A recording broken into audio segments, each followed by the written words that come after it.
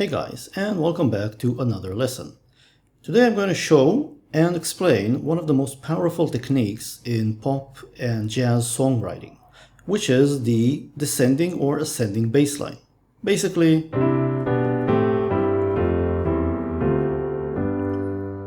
now there are many variations for this. It could be on minor or major chords, and we're going to basically walk through many different examples, all of which are taken from the songs of the Beatles. The Beatles were really masters of writing really smooth chord progressions, and there are many different examples of either ascending or descending bass lines. So I'm just going to give you sort of a tour de force of the many different songs they have, so you can see how this is actually used in musical context. Let's get started. We're going to start by talking about descending bass lines and on descending bass lines on major chords. To keep things simple, I'm going to play everything in the key of C, so I've transposed all of the songs, and we're just going to go one by one and play them out. We're going to start with a very famous song, well, all of them are pretty famous. The first one is Dear Prudence.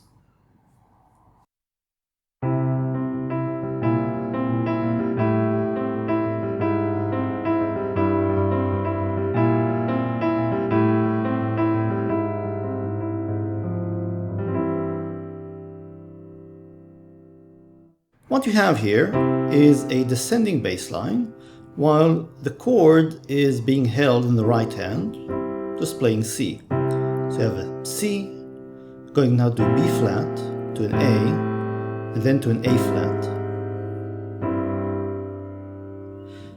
Now you can view this as a C chord with a descending bass line, or you can think of these different voicings as other chords. This would be a C, this would be a C dominant 7, this would be an A minor 7, and this could actually be substituted for something like this, which is an F minor major 7.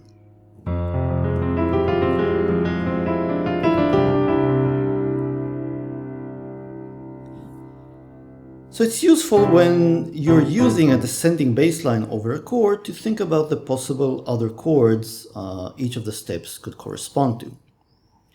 Let's look at another song. Let's look at Hello Goodbye, specifically at the chorus.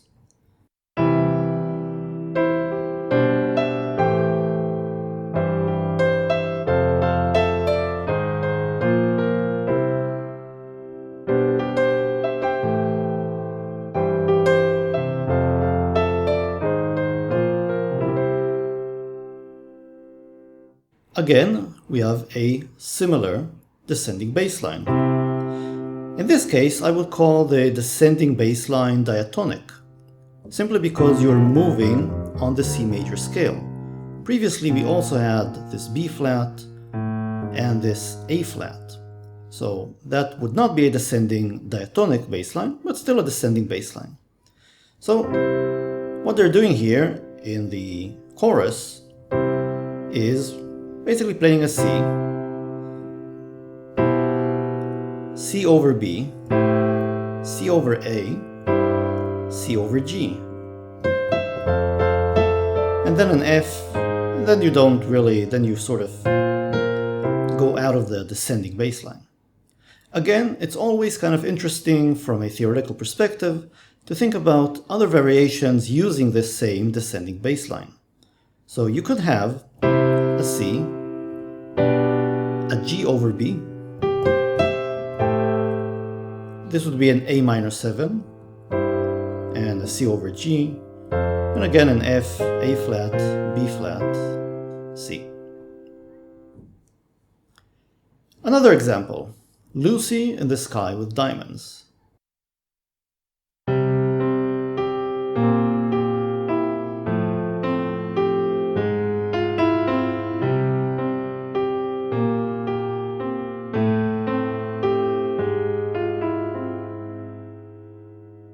Now this famous opening omits some chord notes, but it heavily implies a C major,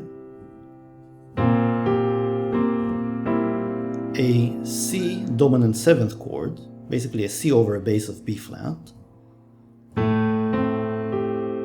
This would be an A minor 7, it's just omitting the E here. And then, again, an F minor major 7, which could be thought of as a substitute for a C over a bass of A flat. So again, you have this descending bass with a few chords switched in between.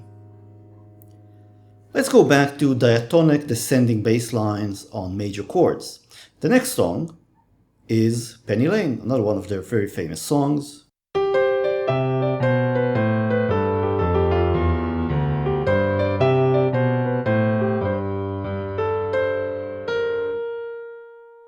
So the opening of the song, the verse, basically has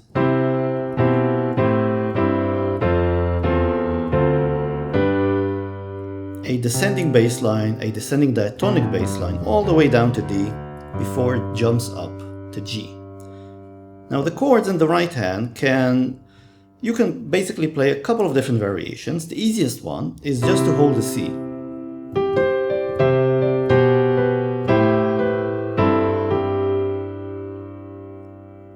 And then an F.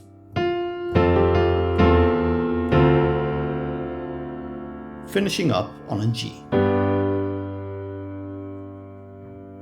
Again, it's always useful to think about other chords you could substitute into this over the same descending bass line. This would be a C, a G, A minor, C over the bass of G, an F, an A minor over the bass of E, or maybe a C over the bass of E, a D minor, and a G major.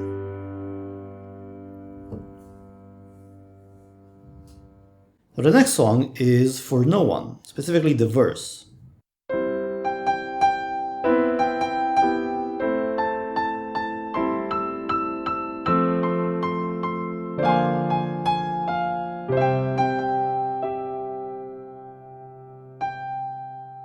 So the first four chords are a descending bass line, a C, an E minor over the bass of B, which is almost like a C over the bass of B. There's just this extra note here.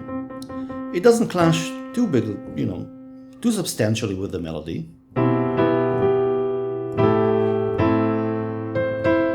An A minor over the bass of A,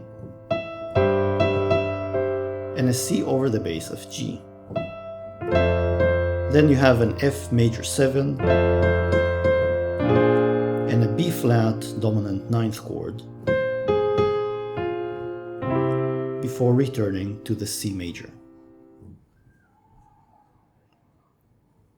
I'll give three more famous examples of descending diatonic bass lines over major chords before we're going to talk a little bit about ascending bass lines over major chords. And these examples are the verse of Something, the verse of A Day in the Life, and I've cheated a bit and I've took a John Lennon song, which would be Imagine, which would be here the second half of the verse. So let's have a listen to the descending bass line.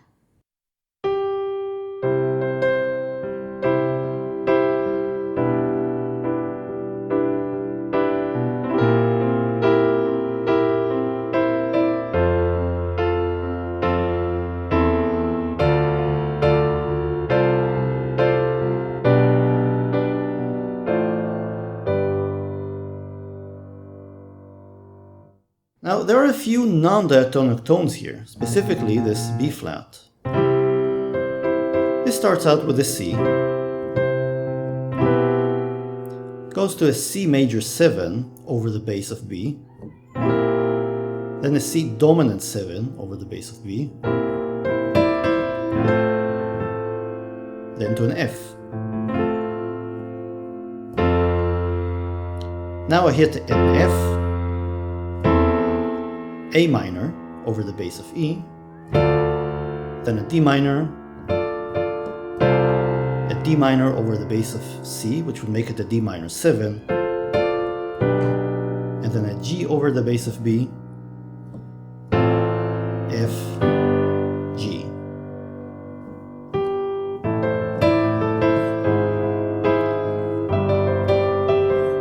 Then you have a descending bass line over a minor chord, but we're going to get to that down the road in the lesson. What about A Day in the Life? Well, another very famous descending diatonic bass line for the verse.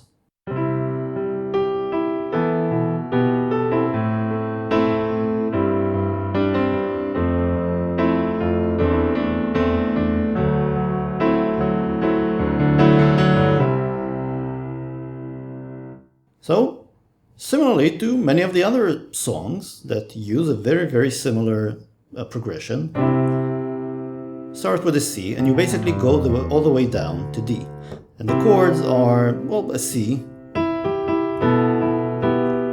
E minor over B,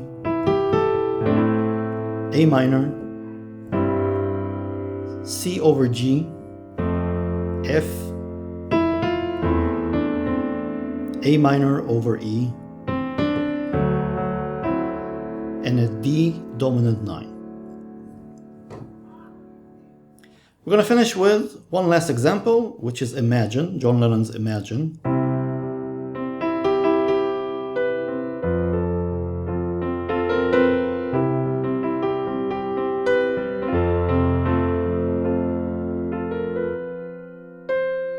Now the second half of the verse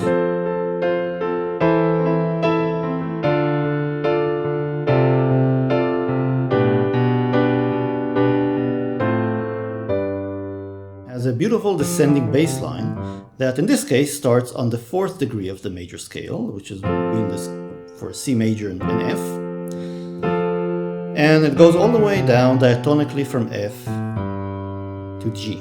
And the way it goes is an F, A minor over E, D minor over C, which would be a D minor 7 again, G over B, then an F over an A, and a G.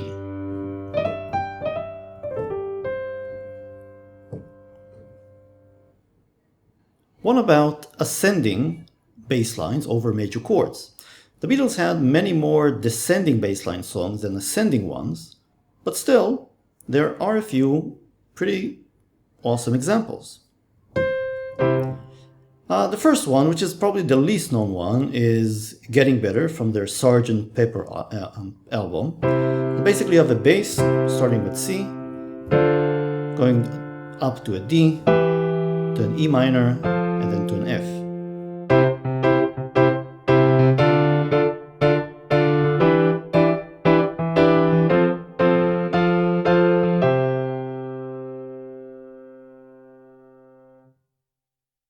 Second example is a little bit more famous, and this is Fool on the Hills from their Magical Mystery Tour album. And it starts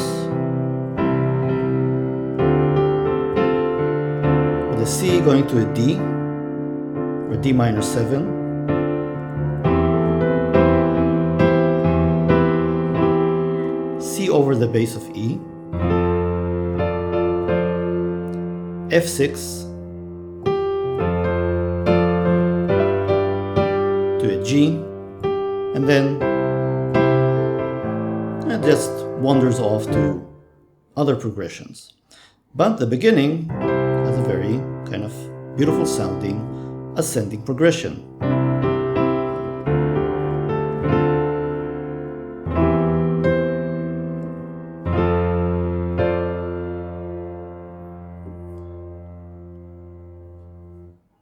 Perhaps their most famous ascending progression is Blackbird. And this is really a masterclass in both ascending and descending bass lines. We're gonna break this song down into two parts. The first part I'll play here so you can see how the bass sort of starts out from a C and then goes up to an F, F sharp, G, G sharp, and A. Then you're going to have a descending part, which we're going to discuss in a little bit.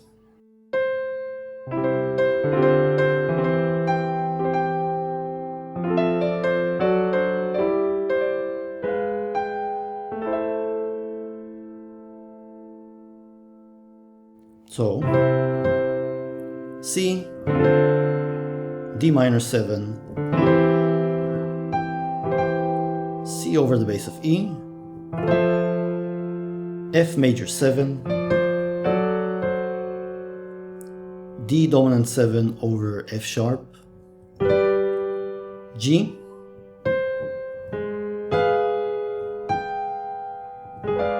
this would be, well, you could either think of this as an E over the bass of G sharp, or an G sharp diminished 7th chord, probably be a little bit better, and then an A minor.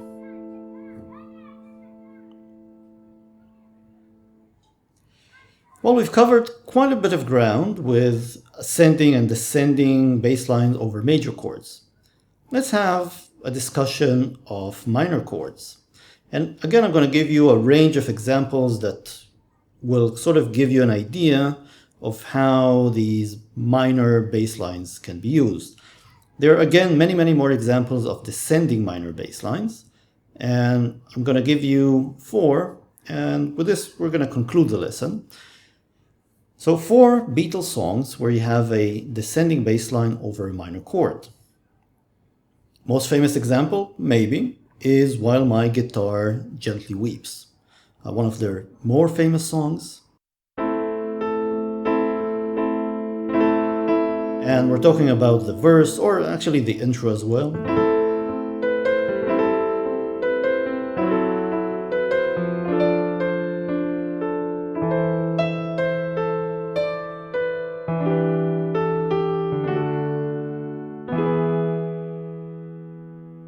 So the descending bass part, it would be an A minor over the bass of G, which is A minor 7. Well, you can think about the next chord in a couple of different ways. I think the most natural one is to think of it as an A minor over F sharp. But this would also be an F sharp minor 7 flat 5 chord. This would be an F major 6 or a D minor 7 over bass of F, an A minor over E, an E minor over E, and a D major, and then an E major. So really, your bass does this.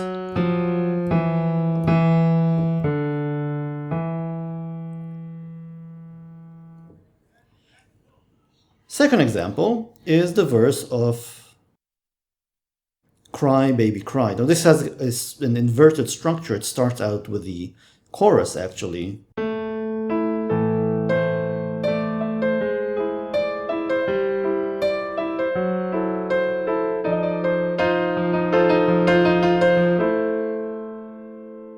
Now here you have a chromatic bass line, and the corresponding chords are obtained just by starting out with an A minor chord and letting the bass go down before hitting the last chord, which would be an F dominant 7. So here you have an A minor, a C augmented over bass of G sharp, C over G, A minor over F sharp, or again an F sharp minor 7 flat 5, and an F dominant 7.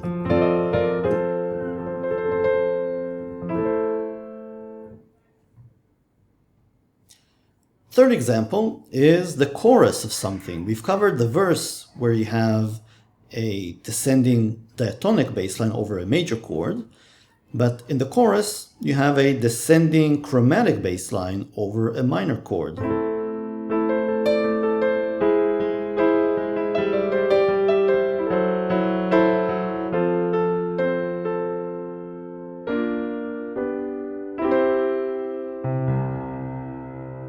And again you have a chromatic bass line, which is the exact same bass line you've seen over Cry Baby Cry. An A minor, C augmented over G sharp, C over G, A minor over F sharp, and then an F, and then you have the final progression of chords: B flat, G over B, C. Last example for this lesson and would be Blackbird. And we're going to look at the second half of the verse. So the first half of Blackbird has an ascending bass line over a major chord.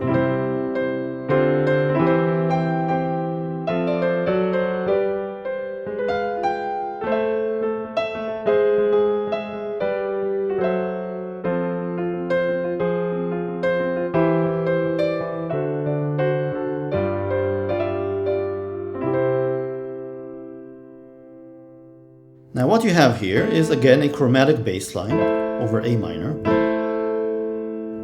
where you're basically going from A to G sharp to G to F sharp to F, again to F, E, D, before you break the motion and jump to a G.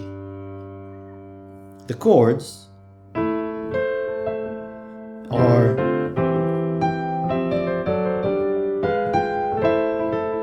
A minor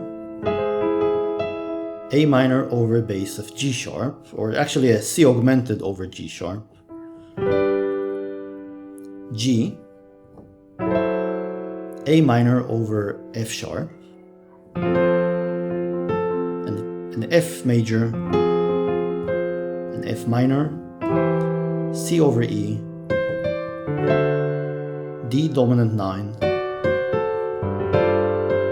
a G9 sus4,